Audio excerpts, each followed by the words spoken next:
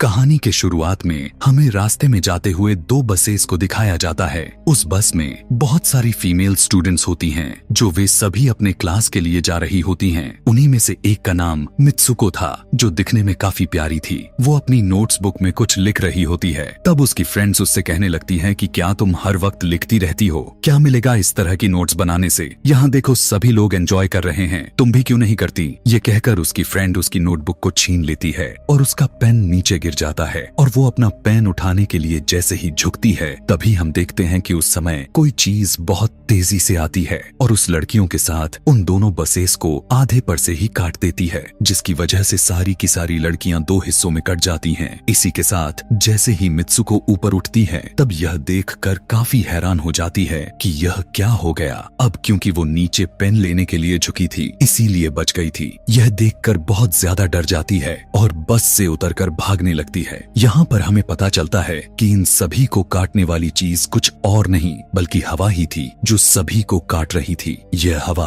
अब मित्सुको के पीछे भी पड़ जाती है। यह देखते हुए मित्सुको चिल्लाते हुए काफी तेजी से भागने लगती है। भागते समय उसे आगे 4 लड़कियां और भी दिखाई देती हैं और वो उन्हें झुकने के लिए कहती हैं, लेकिन काफी देर हो चुकी थी। वो हवा उन्हें भी आधे पर से काट कर चली जाती है। लेकिन उनमें से मित्सुको एक लड़की को बचा लिया था कि तभी इन्हें कुछ साइकिलिंग करते हुए लड़कियां नजर आती हैं, जो कहीं पर जा रही थीं। उन्हें भी ये बचाने की कोशिश करती हैं, लेकिन वो हवा उनके साथ भी वही करता है जो अभी इनके दोस्तों के साथ हुआ। और इसी दौरान वो लड़की भी मारी जाती है, जिसे अभी उस अदृश्य चीज से बचाया था। अब वो यह देखकर काफी डर जाती है और वो इधर उधर भागने लगती है। आगे हम देखते हैं कि मित्सुको जब एक नदी के पास जाती है, तो वो यह देखकर हैरान हो जाती है कि उस नदी में भी पहले से बहुत सारी डेड बॉडीज पड़े हुए थे, जिसने हवा ने यानी उस अदृश्य चीज ने काट दिया था। वहाँ से वो एक डेड बॉडी के कपड़े लेकर चेंज कर लेती है। अगले सीन में हम देखते हैं कि मित्सुको चलते चलते एक स्कूल में पहुंच चुकी है, जहाँ पर और भी बहुत सारी फीमेल स्टूडेंट्स थीं।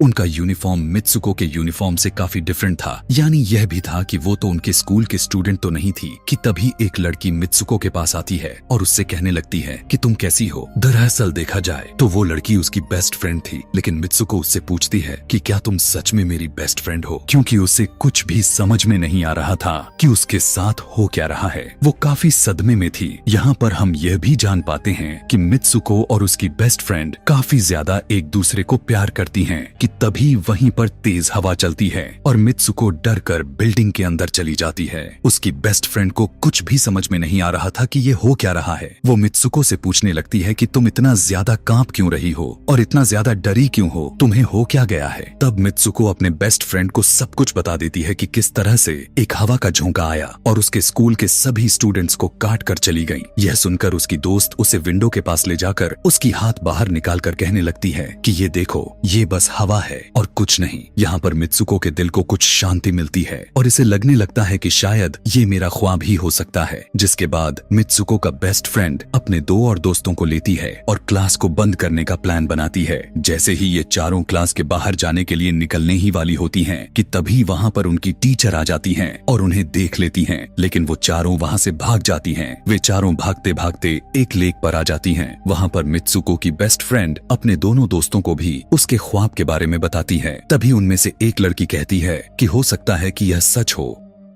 जैसे मिरर वर्ल्ड होती है जहाँ पर इस दुनिया से ऑपोजिट यानी उल्टा होता है। यह कहकर वो तालाब में एक पत्थर फेंक कर कहने लगती है कि देखो, यहाँ पर मैंने तो पत्थर फेंका है, लेकिन हो सकता है कि दूसरी दुनिया में मैंने ऐसा ना किया हो। कि तभी अचानक से उस तालाब में से एक क्रोकोडाइल निकल कर आता है, उसमें से एक लड़की को खा जाता है। फिर वो लड़की कहने लगती है कि देखो, मैंने कहा था ना, जो इस दुनिया में होता है वो उस दुनिया में बिल्कुल भी नहीं होता, और जो उस दुनिया में हो रहा है वो इस दुनिया में नहीं हो सकता। तो इसको भी उसी दुनिया में मगरमच्छ ने खाया है। और यहाँ पर ये देखो, ये तो बिल्कुल सेफ है। उसी लेक के पास एक बिस्तर यानी एक बेड नजर आता है। ये चारों उस बेड से तकिए को उठाकर खेलने लगती हैं कि तभी हम देखते हैं दूर से 2 लड़कियां इन्हें देख रही थीं। उन दोनों लड़कियों में से एक ब्राइडल बनी हुई थी, क्योंकि ये दोनों लड़कियां आपस में एक दूसरे से शादी कर ली थीं। जिसके बाद उनमें से एक फ्रेंड बताती है कि हमें कुछ ऐसा करना होगा जो उस दुनिया में इम्पॉसिबल हो, क्योंकि हमारे किस्मत तो पहले से लिखी जा चुकी है, लेकिन हम इसे बदल भी सकते हैं। जिसके बाद ये सभी लड़कियां अपने स्कूल में वापस आती हैं और नेक्स्ट लेक्चर लेने के लिए क्लास में चली जाती हैं कि तभी मित्सुको देखती है उसके पास एक तकिया पड़ा हुआ है।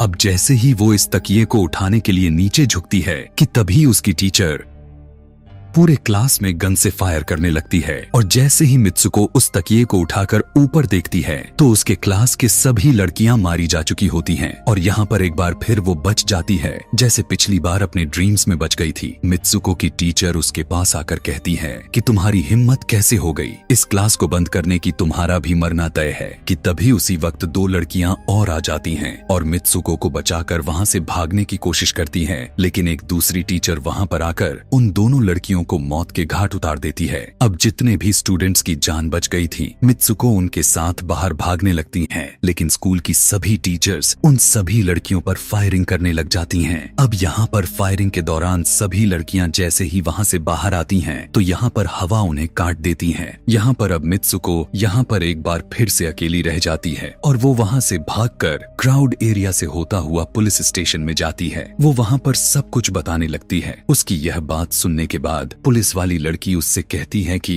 लेकिन तुमने स्कूल वाली कपड़े तो नहीं पहने हुए हैं। और जब वो उसके सामने एक मिरर को रखती है तब मित्सुको उस मिरर में देखती है कि वो तो एकदम से बदल गई होती है और लोग उसे मित्सुको के नाम से नहीं बल्कि उसे किसी और नाम से बुला रहे थे। यहाँ पर हमें पता चलता है कि उसकी शादी होने वाली थी। तब वही पुलिस ऑफिसर उसे उसकी शादी के लिए लेकर जाती है। यह देखकर आसपास के लोग उसे कॉन्ग्रेचुलेशंस दे रहे थे। अब जैसे ही वे सभी उसे लेकर चर्च पहुंचते हैं तो मित्सुको को बेस्ट फ्रेंड भी वहीं पर मौजूद होती है। मित्सुको उससे पूछने लगती है कि यह सब मेरे साथ क्या हो रहा है। तब उसकी दोस्त उससे कहती है कि अभी खामोश रहो, हम अभी किसी के कंट्रोल में हैं, बस जैसा मैं कहूँ तो तुम वैसा ही करो। और यह कहते हुए वो उसका वेडिंग ड्रेस पहनाती है और उसे वहाँ जाने के लिए कहती है। अब जैसे ही वो अपनी मैरिज सेरेमनी के लिए आगे बढ़ती है तो वहाँ की सभी लड़कियाँ उसका मजाक उड़ाने लगती हैं। यह देखकर उसकी बेस्ट फ्रेंड एक एक करके सभी को मारना शुरू कर देती है। जिसके बाद जैसे ही मित्सुको आगे बढ़ती है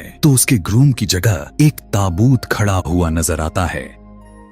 उस ताबूत को खोले जाने पर एक बड़ा पिग बाहर निकल कर आता है। मित्सुको उसे देखकर काफी ज्यादा डरने लगती है और एक टूटी हुई बोतल से उस पर अटैक कर देती है। जिसके बाद मित्सुको और उसकी बेस्ट फ्रेंड चर्च से भागते हुए बाहर आ जाती हैं। यहाँ गेट पर भी दो लड़कियां इन्हें रोकने की कोशिश करती हैं, लेकिन मित्सुको की बेस्ट फ्रेंड इन्हें मारकर वहाँ से भाग जाते हैं। उधर मित्सुको दूसरी तरफ भाग रही थी क्योंकि अब उसे लगने लगा था कि उसके साथ कुछ ज्यादा ही गलत हो रहा है। आगे जाने पर एक और मिरर में खुद को देखती है तो वो एक बार फिर से खुद को बदला हुआ पाती है। अब जिस जगह पर मित्सुको थी वहीं पर रेस हो रही थी कि तभी उसके पास कुछ लड़कियां आकर उससे कहने लगती हैं कि तुम तो बहुत अच्छी रेसर हो, खड़ी क्यों हो, भाग क्यों नहीं रही। और जब वो भागना स्टार्ट करती है तब वो खुद में काफी एनर्जी फील करने लगती है। जिसके बाद मित्सुको रेस जीतने की पूरी कोशिश करने लगती है। भागते समय उसे अपने डेड फ्रेंड्स भी नजर आती हैं जो कुछ वक्त पहले उसके स्कूल में मारी जा चुकी थीं। कि तभी उसी वक्त उसकी बेस्ट फ्रेंड भी आ जाती है। तभी ये दोनों नोटिस करती हैं कि वही पिग और वो औरतें जिन्होंने इनको चर्च में रोक रही थीं, वो सभी इन्हीं के तरफ आ रही थीं।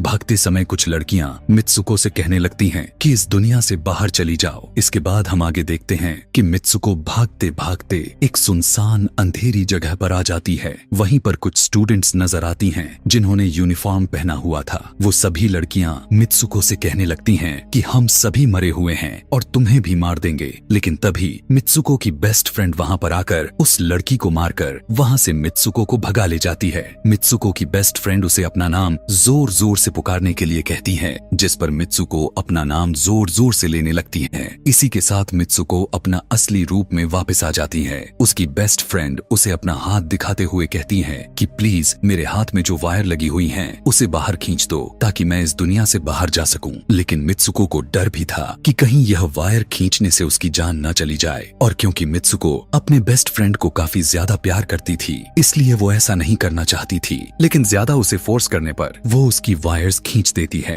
वायर खींचते ही उसकी बेस्ट फ्रेंड की बॉडी दो हिस्सों में बट जाती है और तभी उसी वक्त उसे एक गेट नजर आती है। उस दरवाजे से बाहर आने पर वो देखती है कि अब वो आदमियों की दुनिया में आ चुकी है। वहीं पर उसके पोस्टर्स भी लगे हुए थे। जिस पोस्टर को कुछ लड़के देख रहे थे तभी एक लड़का मित्सुको के पास आकर कहता है कि तुम फ्यूचर में हो। इस बात को सुनते ही वो बेहोश हो जाती है। कुछ टाइम के बाद जब उसे होश आता है तब वो आगे बढ़ती है। तब वो देखती है कि एक बूढ़ा आदमी गेम खेल रहा होता है और उसी गेम में मित्सुको वही कैरेक्टर नजर आती है जो अभी बनी हुई है। मित्सुको को देखते ही बूढ़ा आदमी कहने लगता है कि मैंने ही इस गेम को बनाया है और मैं ही हूँ जो तुम लोगों को कंट्रोल कर रहा हूँ। तुम तो बहुत पहले मारी जा चुकी थी, लेकिन मैंने तुम्हारा डीएनए लेकर तुम्हें फिर से बनाया। मित्सुको को जब यह बात सुनकर उसे पता चल जाता है कि यह एक गेम है तो उसे लगता है कि शायद मैं अभी भी अपने दुनिया में जा सकती हूँ कि तभी उसी समय एक आदमी आता है और मित्सुको को अपने पास बुलाने लगता है। तब वो बूढ़ा आदमी मित्सुको से उसकी आखिरी लेवल को कंप्लीट करने के लिए कहता है। वो आगे बढ़ने लगती है कि तभी मित्सुको को अपने दोस्त की कही हुई बात याद आ जाती है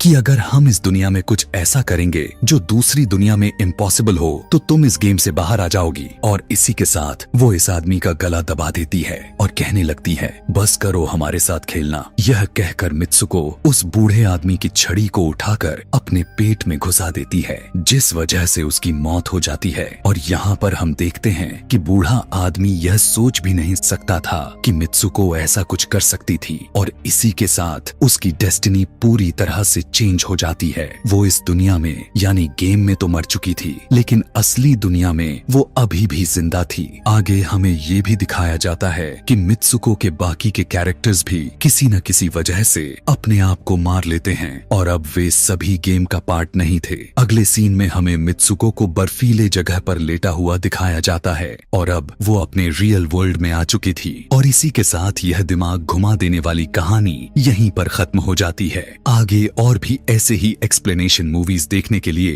कमेंट में नेक्स्ट लिखना ना भूलें। Thanks for watching.